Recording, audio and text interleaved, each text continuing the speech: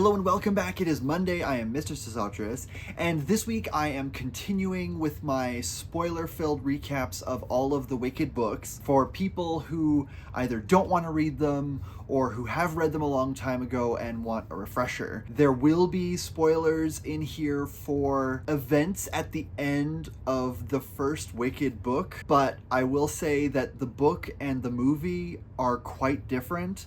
So the events at the end of the book version of Wicked won't give a lot of spoilers about the events that are upcoming in part 2 of Wicked the Musical, the movie that will be out this November.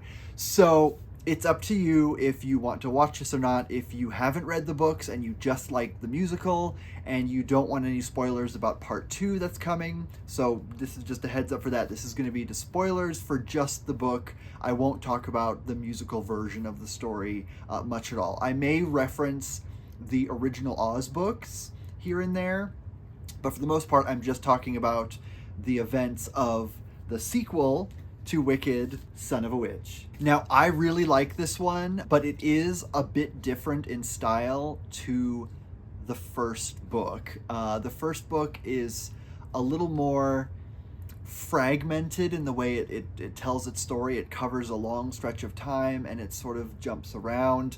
This one is a little bit more focused. It does cover about like 10 years, but it's kind of a circular narrative so that it starts kind of in the middle and then we kind of get a flashback and it'll come back to where it began, and then we'll continue from there. So there is going to be flashbacks back and forth, and I'll try to make that kind of as clear as possible. But I love the artwork of this one. The art style is a little bit different from the first one, but it still has that kind of illustrative storybook kind of style to it, even though this is very much not a kid's book. Just like the first one, this is very much an adult novel, and let's get into the plot. All right, I've got my notes here because there's a lot of this. So some background to recap what happened in the first book. At the end of the first book, so Elphaba, the Wicked Witch of the West, was presumably killed by Dorothy. The Wizard of Oz left Oz, leaving a power vacuum. The Scarecrow is maybe in charge. There was kind of a reference to that at the end. Also, the boy Lear, who was with Elphaba in the castle when she was killed, is kind of left behind. He's also the boy who left the Monterey, the nunnery, the convent, with Elphaba when she left to travel to Kiamoko, which is the castle where Fiero's wife and family lived. And she kind of goes there to get recompense over being sort of the cause for Fiero's death. And that's the castle where Elphaba is killed by Dorothy. Also, Lear's half-sister, Nor, who was at the castle as well. Everyone else who lived at the castle was killed. All of Fiero's family was killed, except for Nanny, who was the old woman who sort of nursed Elphaba when she was a child. Nanny is still in the castle at this point. Nor is in the custody of the wizard's forces. We don't know where Nor is. The Cowardly Lion and Nick Chopper, the Tin Woodman, are still around, but we don't really know what's going on with them. Their whereabouts is kind of unknown at this point. Oz is possibly free from tyranny, but what's going to happen next? So let's get into it. And I do want to go, just like the first one, the artwork for each of the section headings is kind of cool, though they're not as elaborate as they were in Wicked. So this is part 1, Under the Jackal Moon. There we go. All right, so we're back to a Monterey. This is the Monterey of St. Glinda. There's talk of a serial killer of some kind who's killing Monts and removing their faces. It's kind of strange. So there's face removal happening, and then the corpses are being left behind. While the Monts are investigating a murder scene, they find a young man who's lying face down in the water. They think he's dead, but it turns out he's not. And so they take him back to the Monterey. The Superior Mont recognizes him as Lear, the boy who was with Elphaba when she stayed there during her convalescence after Fiero's murder, but he's in a coma and he's really close to death. So we get a bit of backstory. We learn that Glinda had ruled Oz for some time, but had stepped down and put the Scarecrow in charge, though there's kind of rumors that this wasn't the Scarecrow, it's someone else, kind of a puppet ruler. So we don't really know what's going on with that. The Mons suspect that Lear is Elphaba's son, and it's pretty much, we kind of got confirmation of that in Wicked, so this isn't really a new information, but it's always been kind of in doubt. The only person who knows for sure is the Superior Mont, and she's not speaking, but everyone pretty much assumes that Lear is Elphaba's son. There's a mysterious silent girl who's staying at the Montery. She might be a Mont herself. She's a quadling. Her name's Candle. She plays the strange musical instrument called a dominion. That's the picture that I showed you earlier. She's given the task to playing for Lear, because there's a moment when she's playing it and it summons a phoenix who's flying by, and like summons a phoenix who kind of crashes into her, and they realize that her music has magical abilities, and while they would never condone it, being Monts because they're unionist, they suspect that there's magic in this instrument, and so they think that if Candle plays the music for Lear, they kind of lock him up in a tower with Candle. If she plays for him, then she can somehow heal him, bring him back, because they want to figure out what's going on. So as she plays this instrument, she's able to sort of connect with his mind. She's sort of able to read his memories. And so we experience the events right after Wicked through flashbacks as she's playing for him, and she's sort of not reading his mind, but she's reading his memories. And so we see what happened in the lead up to this. So now we get a flashback. After Elphaba's death, Lear, Dorothy, and the Lion leave the castle. Nanny stays behind.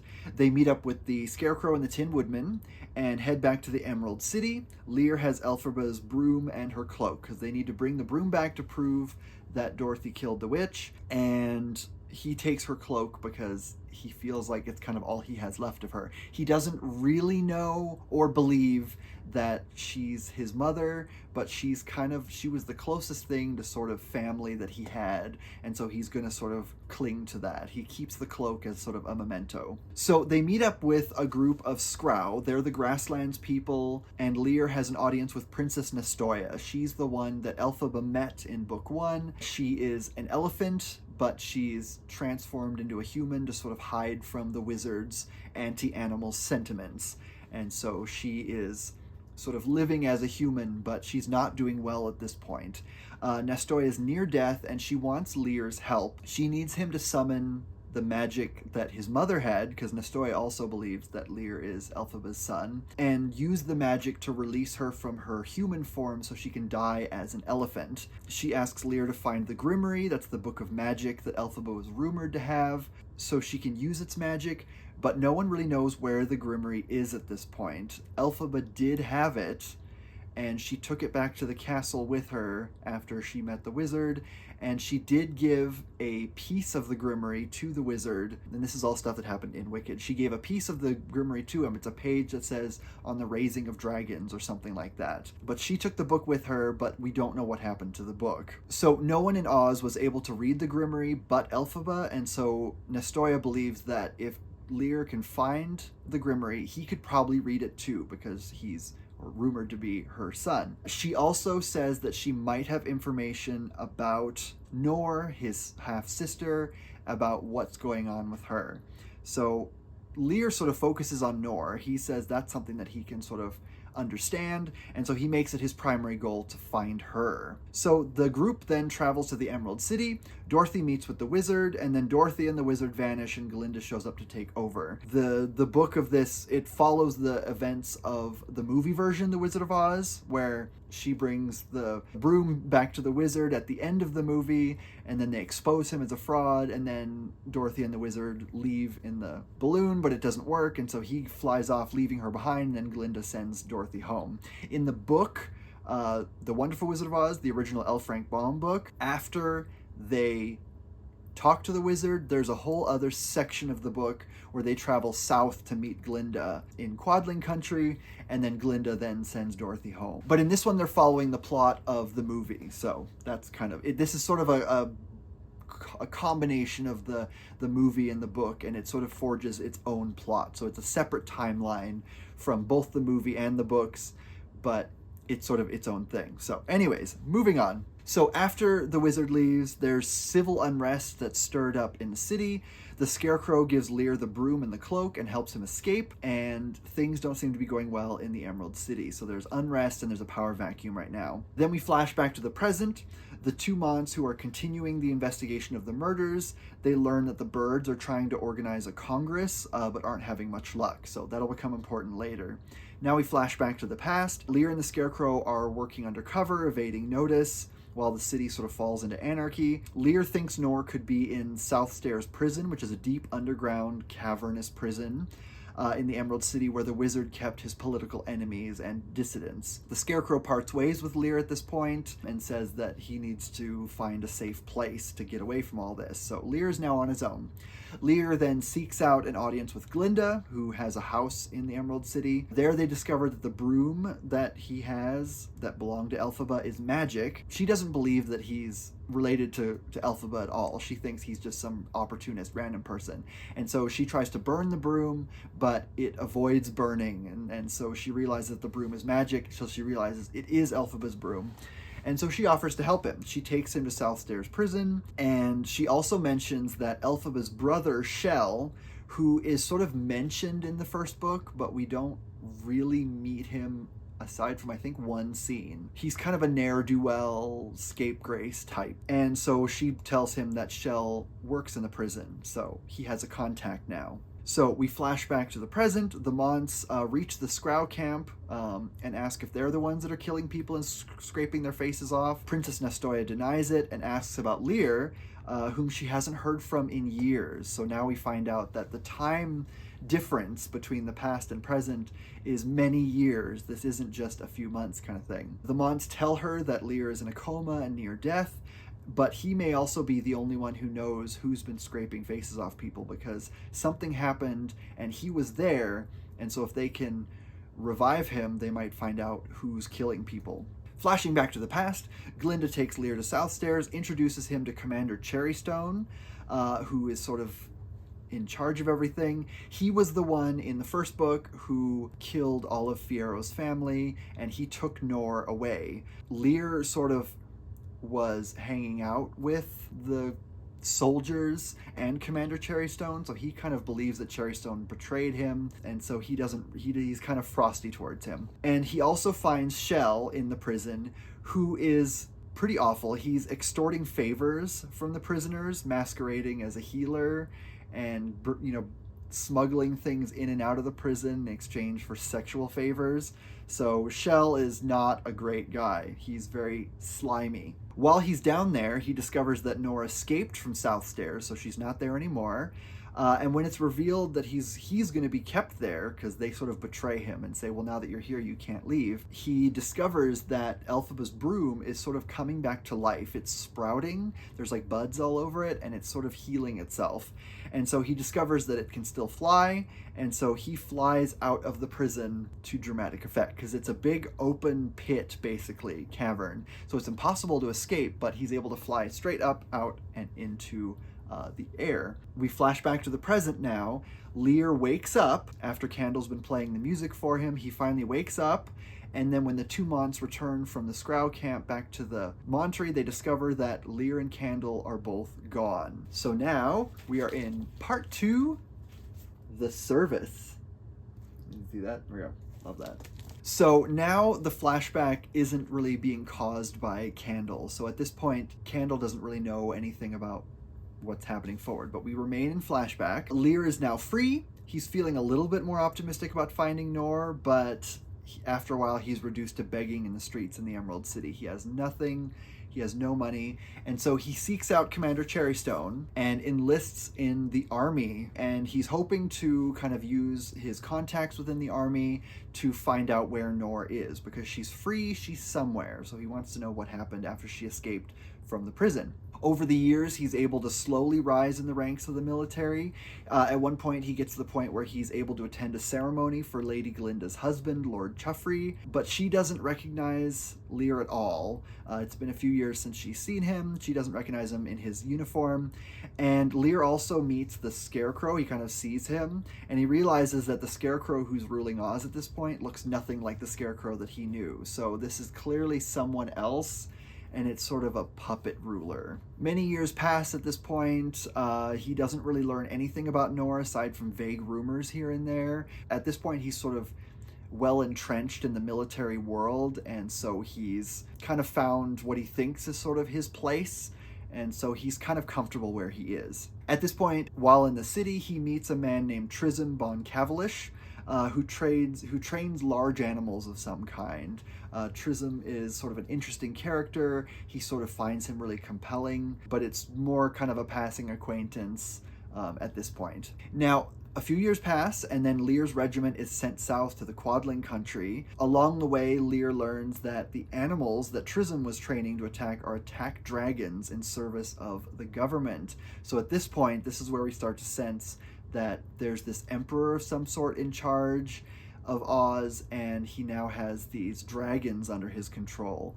And if you remember, back in the first book, the page of the Grimoire that Elphaba ended up getting to the wizard, or the wizard took it from her, was a page on how to raise dragons. So there's something connected there. Once they reach Quadling country, they establish themselves in Government House, and through that kind of base of operations, they're exacting really rough tolls and taxes on the Quadling people because they're sort of an occupied country at this point. They're not really an equal member of Oz overall. They're more like a colony. So when one group of Quadlings refuses to pay and there's sort of more unrest, Cherrystone orders Lear and his men to burn a village to the ground. During the destruction of the village, it's really traumatizing.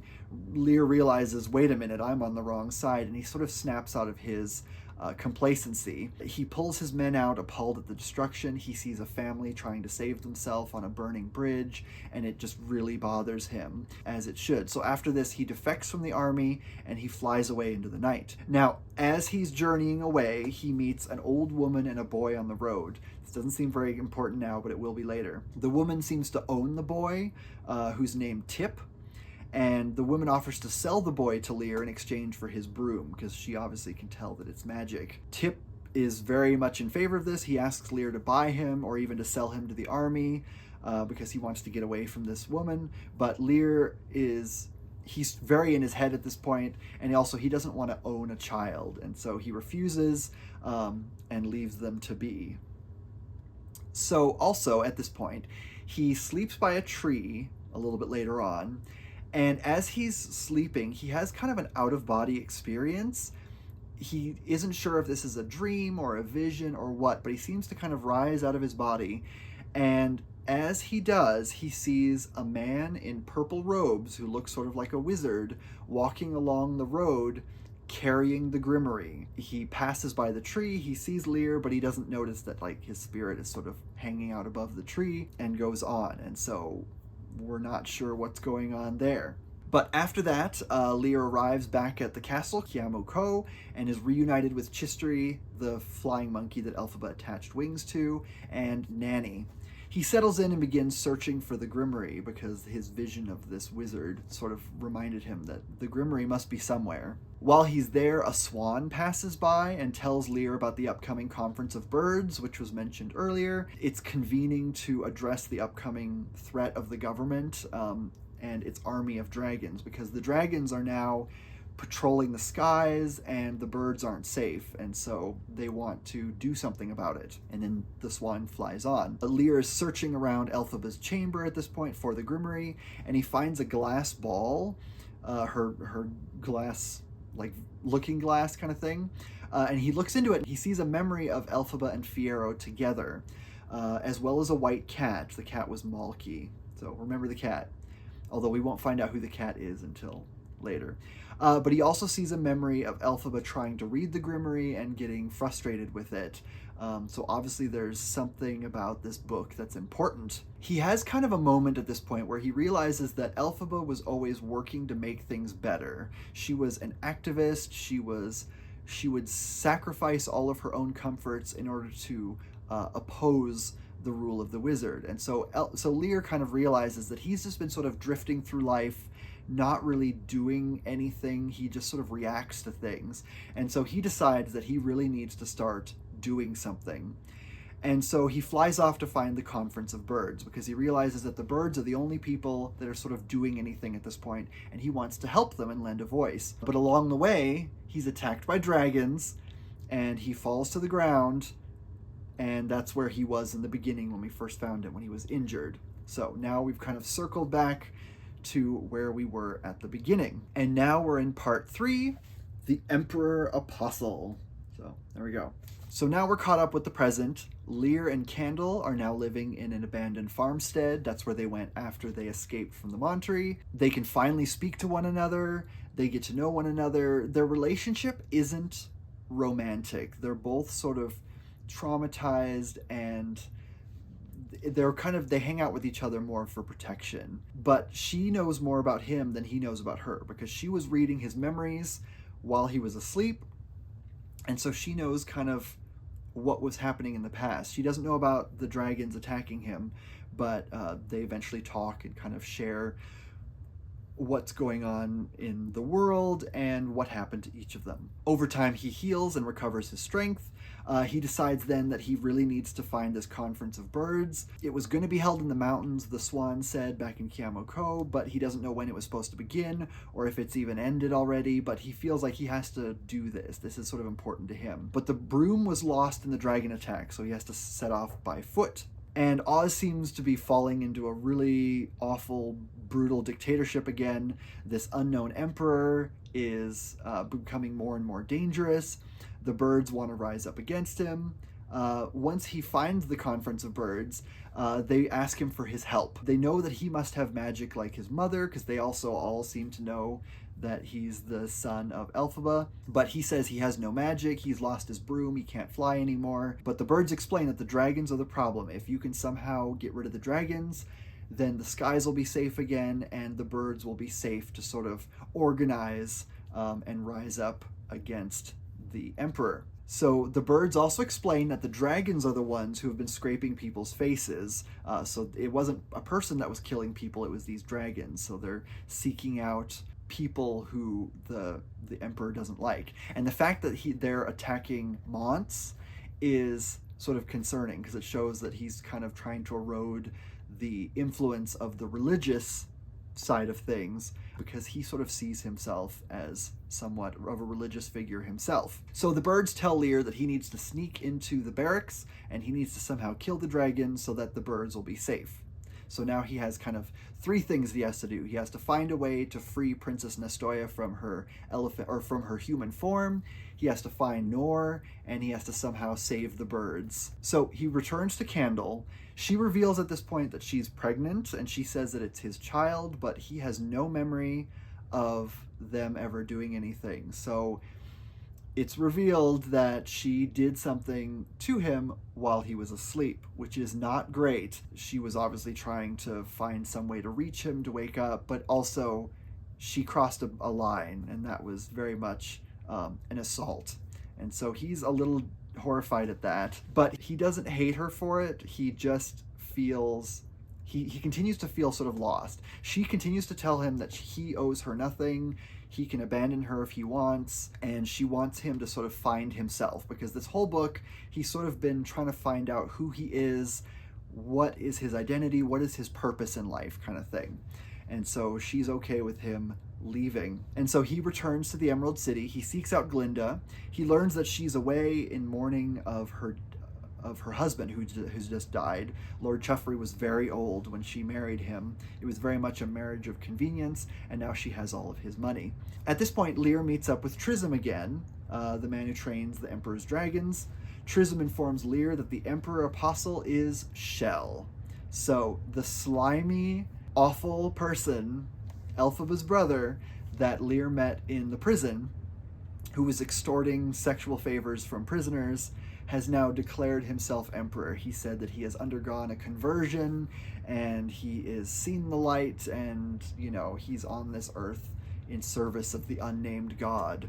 So, Shell is bad news. Trism also says that because of Lear's dramatic escape from South Stairs, that's what caused the Emperor to sort of tighten his grip on the people and release the dragons and have them actually start attacking people. Because before that, the dragons were kept down underground. They were raised just as sort of, you know, what can we do with dragons kind of thing. But when Lear escaped, the Emperor realized that he needed more control over the people, and so that's when he started using the dragons as attack animals.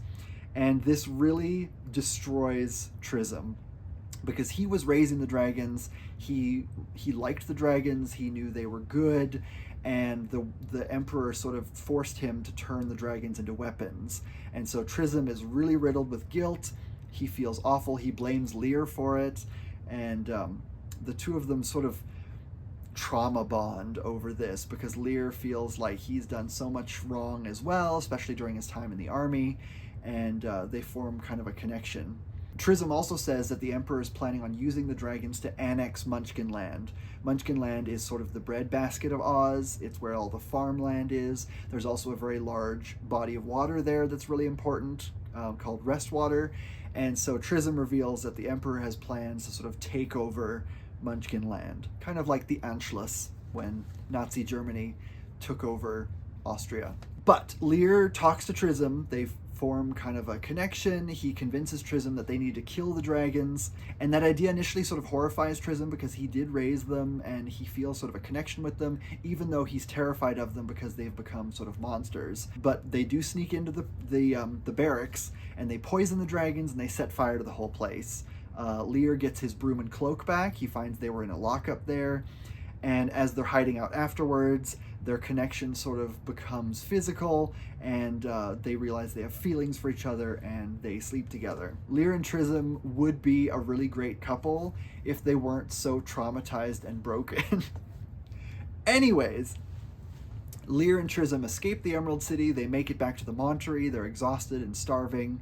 As they're recovering there, the Emperor's soldiers come to the Monterey looking for the fugitives. Now, it turned out that when they set fire to the barracks, the dragons were explosive, and so when the dead dragons caught fire, they exploded and destroyed like an entire building, and a lot of people were killed.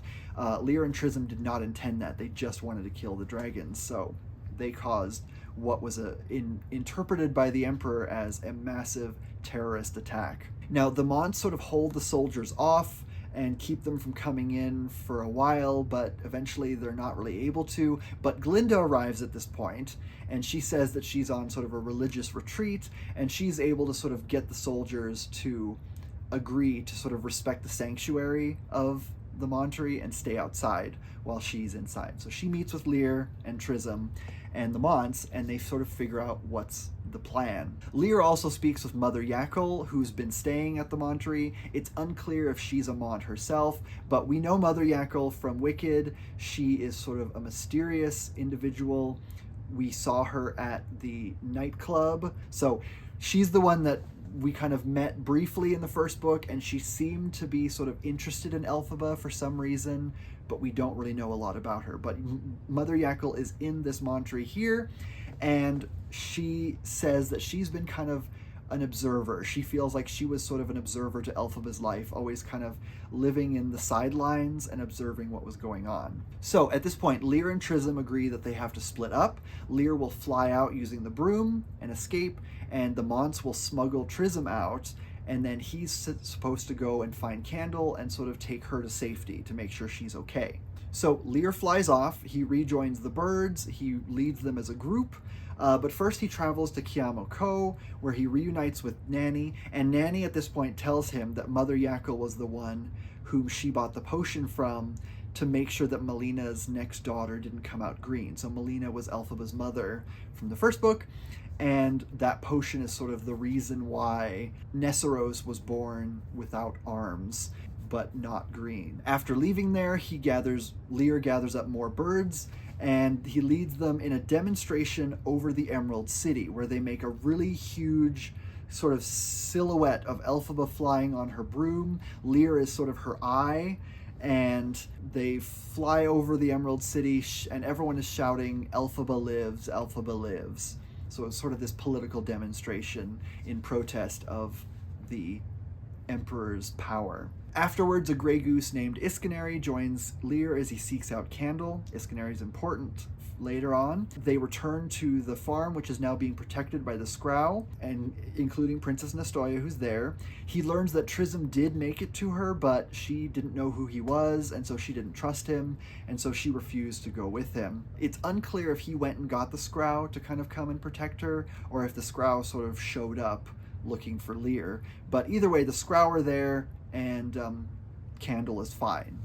But we don't know where Trism is. Also, Lear learns that Trism left a bundle for him, and this is kind of grisly, but it's a series of the faces that were scraped off of all the dragon's victims. He had them. I don't know if they were in the barracks when they burned it down and Trism took them, but they're sort of preserved in discs, and so he gives those to Lear as sort of a penance for what he feels like he was a part of. At this point, Lear realizes that he has an idea for how to help Princess Nestoya. So he takes the faces and hangs them up in trees around the princess, and Candle plays her Dominion, and she sort of conjures the faces to life, and through the magic is able to sort of, the combined voices of all of these faces, of all the victims, are able to sort of, allow a death through life. I don't know quite, it's a little unclear exactly the mechanics of it, but she uses the faces, brings the faces to life, they all sing together, and the princess sheds her human form finally, turns back into an elephant, and she dies. And it's a little gruesome because she's so old that once she becomes an elephant, her head is sort of too heavy, and so it sort of falls down and like her neck breaks, and that's how the chapter ends. And you're like, ugh! But so the princess is allowed to die. All right, and now we're in part 4, No Place Like It. Where's that?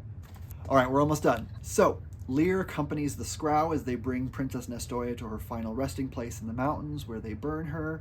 As they're traveling, Lear unwraps the princess's gift to him as kind of a thank you for releasing her, and it's a piece of paper that says Elphaba lives, but it's written in Nor's handwriting. And he knows what Nor's handwriting is because he found a picture that she drew as a child, and on the back she sort of wrote a note and signed her name, so he knows what her handwriting is. So Nor is alive, she's out there somewhere, and he needs to find her. He returns to his farm, but he finds that it's deserted, so he suspects that Commander Cherrystone and his people who have been searching for him finally arrived, and Candle fled. He also finds that Candle's baby was born, but she appears to have been stillborn, and she wrapped her in Elphaba's cloak. So he comes to find the baby sort of wrapped in the cloak. But he unwraps it, discovers that the baby isn't dead, and as he kind of realizes that she's alive, he feeds her some milk, and then he begins to clean her up, and he discovers that her skin is green. Cut to black. So that is Son of a Witch. I know a lot of people complain about it because the pacing is a little slower, and it doesn't have as many sort of like huge iconic moments as the first one, and I think it's just because the first one is the basis for the musical, and so there's a lot of set pieces that are sort of really familiar. Also, the first book sort of follows most of the events of the original movie and the original book, and so it's sort of the most familiar. And so this one I think people bounce off of a bit because they find it a little tedious. It isn't as action focused, but I really love the character arc for Lear, because he starts out, he's just reacting to everything, and he sort of over time discovers that he can sort of embrace his power, even though he doesn't think he has any power. He can sort of embrace it, and he can become a force for change and good, and he can start doing something, and that's when he sort of comes to life. And so his character arc is really good. The whole thing about Candle, she's sort of a non-character, she's sort of nebulous and in the background, and the whole thing about her getting herself pregnant without his consent is gross, but it's just sort of implied that she's just such a damaged, traumatized character that she doesn't know how to relate to people. So, like, it's not condoning anything. It's just saying these are all very damaged, flawed people. But I love Trism. I love him so much. He's so broken and hurt and damaged, but he's able to sort of pull himself out of it a little bit. And we will have more books. There's 2 more books in the Wicked series, and then there's 3 books in the Another Day series, which follows the character we met at the very, very end of this book, the baby, in the future. So that's Son of a Witch. If you're interested in reading it, I do recommend it. I do genuinely like it, but it's very much a character study. It's not very action-y. There are some kind of action-y moments, but the most of it is character study. It's also a very political book. It's talking about sort of the rise of fascism again after the wizard leaves, and it has a lot of really interesting things to say about how kind of governments use fear, and also the importance of standing up against corrupt governments. I really like the Conference of Birds and how they feel like they can't really do anything, but they want to do something. And so they find that their power comes in coming together as a group and making a demonstration that is hard to ignore. And so for that reason, I do genuinely like this book. I think my interest in the series wanes a little bit after this. The 3rd book is probably my least favorite, but I'll still do it.